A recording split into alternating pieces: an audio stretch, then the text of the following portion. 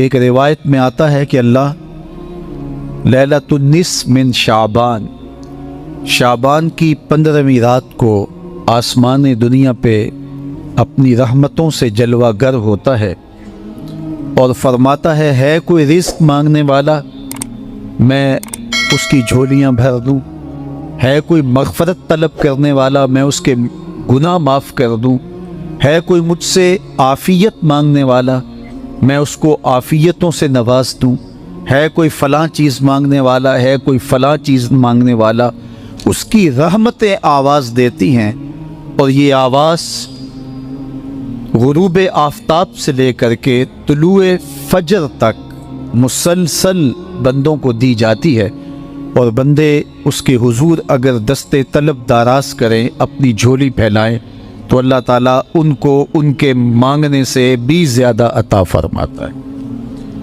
اس امت کو اللہ تعالیٰ نے اس طرح کی راتیں دے کر کے مغفرت، بخشش، غفران اور رحمتوں کی فراوانی نصیب کی ہے۔ میرے حضور نے ارشاد فرمایا ایک شخص صبح سے لے کے ظہر تک مزدوری کرتا ہے، اس کو ایک قیراط ملتا ہے۔ ایک ظہر سے لے کر عصر تک مزدوری کرتا ہے، اس کا وقت تھوڑا ہے لیکن اس کو بھی ایک قیراط ملتا ہے۔ اور تیسرا شخص عصر سے لے کر مغرب تک مزدوری کرتا ہے، اس کو 2 قیراط ملتے ہیں، جبکہ اس کا وقت دونوں سے کم ہے۔ فرمایا پہلی مثال یہود کی ہے، دوسری مثال نصارہ کی ہے، اور تیسری مثال میری امت کی ہے کہ اس کو تھوڑے عمل پر زیادہ ثواب دیا جاتا ہے۔ تو یہود اور نصارہ نے اس پہ برا منایا، تو حضور علیہ السلام نے فرمایا کہ اللہ نے ان کے اجر میں تو کمی نہیں کی لیکن مسلمانوں کو زیادہ اجر دے دیا، تو یہ اس کی کرم نوازی ہے۔ تو یہ تھوڑے وقت کی عبادتیں اور چند راتوں کی بیداری اور مخصوص اوقات میں اللہ کے حضور عبادت و ریاضت ایک گناہگار کو کہاں سے کہاں تک پہنچا دیتی ہے، اس کے گناہوں کی معافی کا ذریعہ بھی بنتی ہے اور درجات کی بلندی کا سبب بھی۔ آج کی بابرکت شب نور، شب برات کے نام سے معروف اور مشہور ہے۔ اس بابرکت شب کے دامن میں اتنی برکتیں اور اتنی رحمتیں ہیں کہ اللہ جل شانہ گناہگاروں کو جہنم کی آگ سے آزاد فرما دیتا ہے۔ ام المومنین سیدہ طیبہ طاہرہ سیدہ عائشہ صدیقہ رضی اللہ تعالی عنہا فرماتی ہیں ایک دن میں دیکھا کہ حضور میرے حجرہ میں نہیں ہیں، تو میں حضور کو تلاش کرنے نکلی۔ جنت البقیع میں آسمان کی طرف سر اٹھائے حضور اللہ سے التجائیں کر رہے تھے۔ مجھے دیکھا تو ارشاد فرمایا عائشہ کیا تم نے یہ سمجھا کہ اللہ کا رسول تم سے زیادتی کرے گا؟ فرماتی ہیں میں نے عرض کی یا رسول اللہ صلی اللہ علیہ وسلم میں یہ سمجھا شاید آپ کسی زوجائے محترمہ کے حجرہ میں تشریف لے گئے ہیں۔ فرمایا آج لیلۃ النصف من شعبان کی 15ویں رات ہے، درمیانی شب ہے۔ اس رات کو اللہ تعالی جل شانہ آسمان دنیا پہ نزول اجلال فرماتا ہے اور قبیلہ بنو کلب کی بکریوں کے بالوں سے زیادہ لوگوں کو جہنم کی آگ سے آزاد کر دیتا ہے۔ قبیلہ بنو کلب عرب کا بہت بڑا قبیلہ تھا جو بھیڑ بکریاں پالتے تھے اور لاکھوں کی تعداد میں ان کی بکریوں اور بھیڑوں کے ریوڑ تھے۔ تو اس قبیلے کی بکریوں کے بالوں سے بھی زیادہ گناہگاروں کو جہنم کی آگ سے آزاد کر دیا جاتا ہے۔ تو یہ وہ بابرکت شب رحمت ہے، شب نور ہے، جس کے دامن میں اتنی برکتیں ہیں کہ کوئی محروم نہیں رہتا۔ صرف وہ بد نصیب لوگ جو شرک میں مبتلا ہیں، جو سخت कीना परवर हैं, जो कता रहमी करते हैं, कातिल हैं, आदि शराबी या बदकार हैं, उन्हें इस मुबारक रात में महरूम रखा जाता है, वरना अल्लाह की रहमतों का उमूम इस बाबरकत रातों में इस कदर होता है कि कोई गुनाहगार जो उसके हुजूर हाथ दुआ के लिए उठाता है और अपना दामन फैला के उसकी रहमतें मांगता है, उसे महरूम नहीं रखा जाता, बल्कि अल्लाह सब गुनाहगारों को जहन्नुम की आग से आज़ाद कर देता है। देखिए, लैलतुल क़द्र एक रात 1000 महीने की इबादतों से बेहतर करार पाती है। इसी तरह दीगर मौक़े हैं कि अल्लाह ताला इस उम्मत के लिए रखे हैं, रहमत रब बहाना मी तलब, और यूं भी पढ़ा गया रहमत रब बहाना मी तलब। उसकी रहमतें कीमत नहीं मांगती और उसकी रहमतें बहाना तलाश करती हैं, तो वो अपने बंदों को बख्शने पे आमादा है अगर वो अपना दामने तलब फैलाएं। कुरान मजीद में एक मुकाम देखिए कितना दिलावेज है। फरमाया मा यफ़अलुल्लाहु बिअज़ाबिकुम, अल्लाह तुम्हें अजाब दे के क्या करेगा।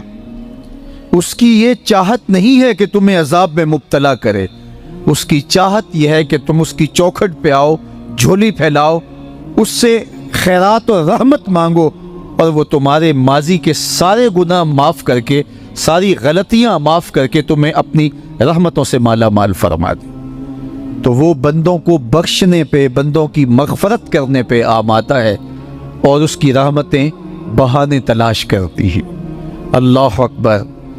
और दूसरी जानब उसके बंदे, उसके ममलूक, उसकी मखलूक और मखलूक की गुनाहगार और नेकोकार उसकी रहमतों के तालिब होते हैं, बल्कि वो गुनाह करने के बाद जब माफ़ी मांगते हैं तो अल्लाह को ये माफ़ी बहुत पसंद है। माफ़ी मांगना, उसके हुजूर अपने दामन को फैलाना, वो उसको बहुत ज़्यादा महबूब है। इंसान की फितरत के अंदर गुनाह रखा गया है। आग, हवा, मिट्टी, पानी, ये इन 4 चीज़ों का मुरक्कब है। इसके जो अनासर हैं उसमें कभी एतदाल कायम नहीं रहता और इससे गुनाह सरजद हो जाते हैं। गुनाह करने के बाद बंदे का उस गुनाह पे असरार करना, अड़ जाना, ज़िद करना, तौबा ना करना, अल्लाह को ये पसंद नहीं। लेकिन अगर उससे गुनाह सरजद हो जाए तो फिर वो तौबा कर ले तो अल्लाह को ये बहुत ज़्यादा पसंद है। जो उससे हो सके नेकी वो अल्लाह के हुजूर पेश करे, लेकिन उसके अंदर जो शर रखी गई है, उसके अंदर जो कुव्वतें गुनाह की रखी गई हैं, उससे अगर उससे गुनाह सरजद हो जाए तो फिर वो अल्लाह से तौबा करे, अल्लाह की तरफ रुजू करे, तो अल्लाह उसकी तौबा को न सिर्फ कबूल करता है बल्कि उसके गुनाहों को माफ़ करता है और गुनाहों को बदल के नेकियों में तब्दील कर देता है। जब गुनाह नेकियों में तब्दील हो गए तो जितना बड़ा गुनाहगार था उतना बड़ा नेकोकार हो गया। हज़रत सैयदना उमर रज़ी अल्लाह ताला अन्हु बाज़ार में जा रहे थे तो एक शराबी ने हाथ में बोतल पकड़ी थी शराब की। तो हज़रत उमर हाथ में दुर्रा रखते थे और आपका जाहो जलाल दीतनीत होता। तो जो ही हज़रत उमर रज़ी अल्लाह ताला अन्हु को उसने देखा तो डर गया और दिल ही दिल में कहा, ऐ अल्लाह, आज उमर के कहर से बचा ले, मैं तेरी बारगाह में सच्ची तौबा करता हूँ। और जल्दी से शराब को बगल में छुपा लिया। इतने में हज़रत उमर सर पे पहुँच गए और गरज कर कड़क के कहा कि ये तेरी बगल में क्या है। क्योंकि उसको बोतल छुपाते देखा था तो वो डर गया और डरते डरते कहने लगा, हज़रत ये सिरका है। अब थी तो शराब, लेकिन डरते हुए बोला, हज़रत सिरका है। तो हज़रत उमर ने कहा, निकाल। जब निकाला तो शराब नहीं थी, वाकई सिरका बन चुका था। तो जब अल्लाह के हुजूर कोई तौबा करता है, अल्लाह उसके गुनाहों को बदल के नेकियों में तब्दील कर देता है। हदीस पाक में आता है कि क़यामत के दिन अल्लाह एक शख्स को कहेगा कि अपना नामा आमाल पढ़, तो वो नामा आमाल पढ़ने लग जाएगा। तो नामा आमाल के अंदर छोटे गुनाह भी होंगे, बड़े गुनाह भी होंगे।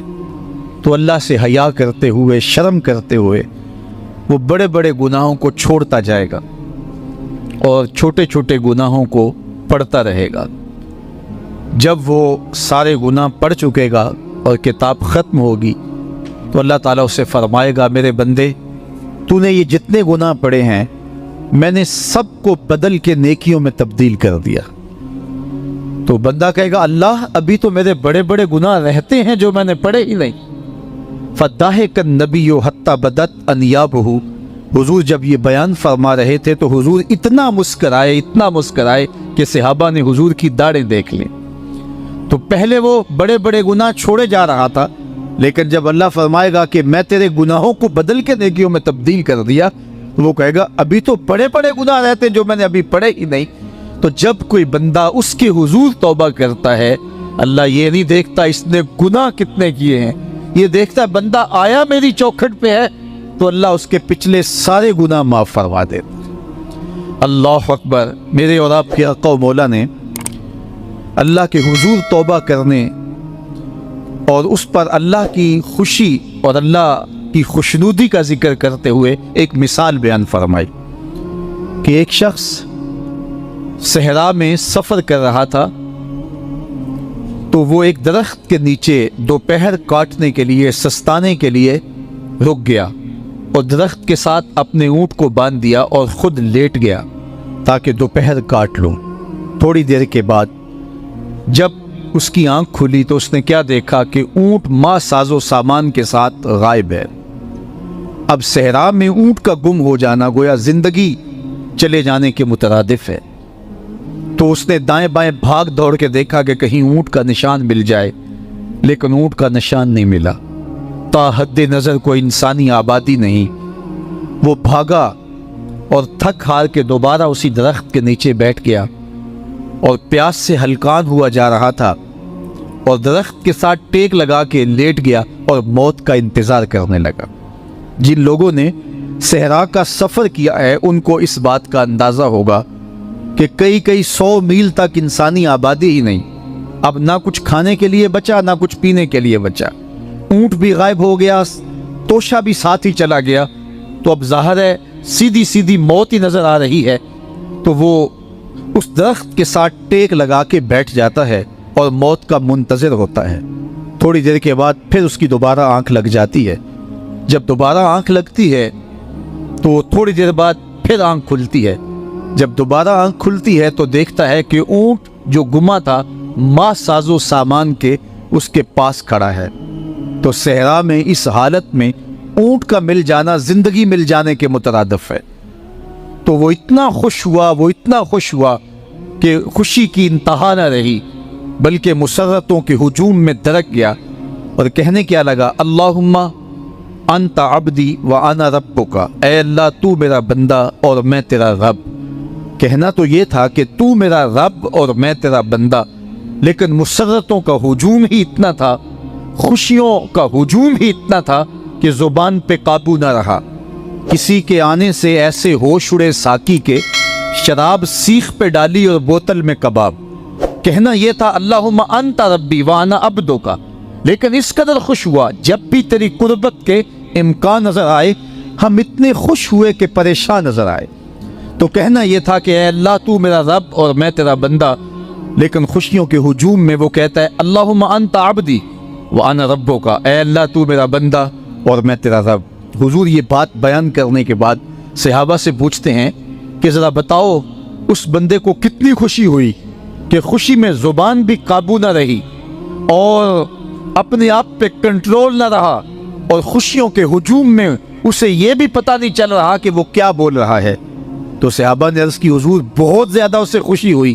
تو میرے حضور نے یہ بات کرنے کے بعد ارشاد فرمایا، جس طرح اس کو گما ہوا اونٹ ملا اور اس کی خوشی کی انتہا نہ رہی، تو فرمایا جب کوئی شخص توبہ کرتا ہے اور اللہ کی حضور پلٹ کے آتا ہے، گناہوں سے معافی مانگ کے اس کی دہلیز پہ آتا ہے، میرے حضور نے فرمایا اللہ اس سے بھی زیادہ خوش ہوتا ہے کہ میرا بندہ میری چوکھٹ پہ آ گیا ہے۔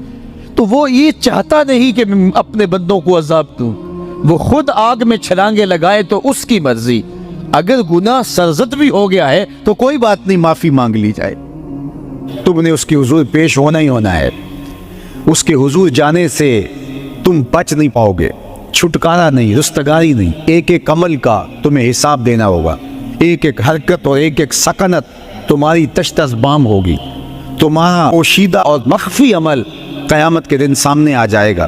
اللہ اکبر، یہ قرآن ہے، یہ کوئی فرضی کہانی نہیں ہے۔ اِنَّهُ لَقَوْلٌ فَصْلٌ وَمَا هُوَ بِالْهَزْلِ، فرمایا یہ قول فیصل ہے، یہ طے شدہ حقیقت ہے، یہ امر واقعی ہے، یہ کوئی مذاق نہیں ہے کہ یوں ہی کو کہانی بیان کر رہا ہے، یہ سب کچھ ہونے والا ہے، یہ اپنی آنکھوں سے تم دیکھو گے۔ آج انکار کرو یا اقرار کرو، تمہیں کھلا موقع دیا ہے، حتیٰ کہ تم کافر بن کے زندگی گزارنا چاہو، نمرود بن کے جینا چاہو، فرعون بن کے جینا چاہو، حامان بن کے جینا چاہو، ہم تجھے دنیا پہ موقع دیں گے۔ لیکن یہ نہیں ہے کہ جب زندگی کی بساط لپیٹے گی پھر کام ختم ہو جائے گا، نہیں، یہ تمہیں ہمیں فرصت دی ہے، پھر ہم نے تم سے حساب لینا ہے، ایک ایک عمل تمہارے سامنے آئے گا۔ اللہ اکبر، ذرا غور کیجئے، فآمنوا باللہ، تو بہتر ہے کہ اللہ پر ایمان لاؤ، اس کے حضور تو تم نے آنا ہی آنا ہے، بہتر نہیں ہے کہ جیتے جی آ جاؤ، پھر لوگ تجھے اٹھا کے لائیں گے، اچھا نہیں ہے کہ اپنے قدموں سے چل کے آ جاؤ۔ کی آگ سن لوک یعقوب تینوں جدوں ٹر پہ ہوں سر منہ کج کے، تو پھر جو کفن کی تنیوں میں لپیٹ کر کے تجھے لے کر کے جایا جائے گا، تو اچھا نہیں ہے کہ اپنے قدموں سے خود چل کے مالک کی دہلیز پہ چلے جاؤ۔ ایک حدیث میں آتا ہے کہ اللہ بندے کو اپنے سامنے سے ہٹنے نہیں دے گا جب تک اس سے 4 سوال نہیں کر لے گا۔ آپ دیکھیے، میں دیکھوں کیا ہم ان سوالوں کے جواب دینے کے لیے اپنے آپ کو تیار کر رہے ہیں۔ پہلی چیز، اللہ پوچھے گا عمر کہاں گزاری۔ دوسرا سوال، اللہ تعالیٰ علم کے بارے میں پوچھے گا، جو پڑھا تھا بتا عمل کہاں تک کیا، خلوت جلوت زندگی شام و سحر تیرے اس سیکھے ہوئے علم کی مطابقت میں تھے یا علم عزت دولت کمانے کے لیے پڑھا تھا۔ تیسری بات، اللہ پوچھے گا مال کمایا کیسے، اور مجھے بتا مال خرچ کہاں کیا۔ آج لوگ نیب سے ڈرتے ہیں کہ ہم سے پوچھ نہ لیا جائے کہ یہ آیا کہاں سے، منی ٹریل پیش کرو، یہاں ہم بچ جائیں گے۔ کوئی مکر، کوئی دھندا، کوئی فریب چل جائے گا، کوئی پریشر، کوئی افرادی قوت، کوئی سیاسی اثر و رسوخ، کوئی رشوت، کوئی سفارش، کچھ نہ کچھ تو راستہ نکل ہی آئے گا۔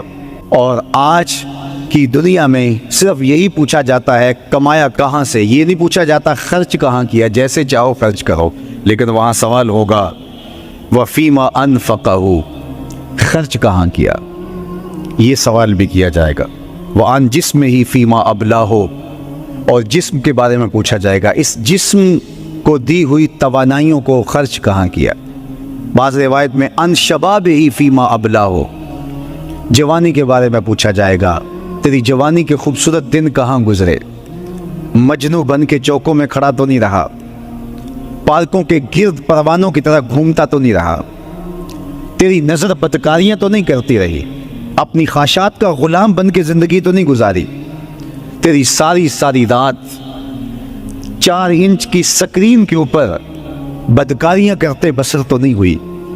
پوچھا جائے گا بتا جوانی کہاں گزری، جوانی مستانی ہے یہ کہہ کر کے تو نے ہر ضابطے سے چھٹی تو نہیں کر لی تھی، یا جوانی کے تقدس کو تو نے محفوظ کیا اور راتوں کی تنہائیوں میں اللہ کے حضور سجدہ ریزی کرتا رہا۔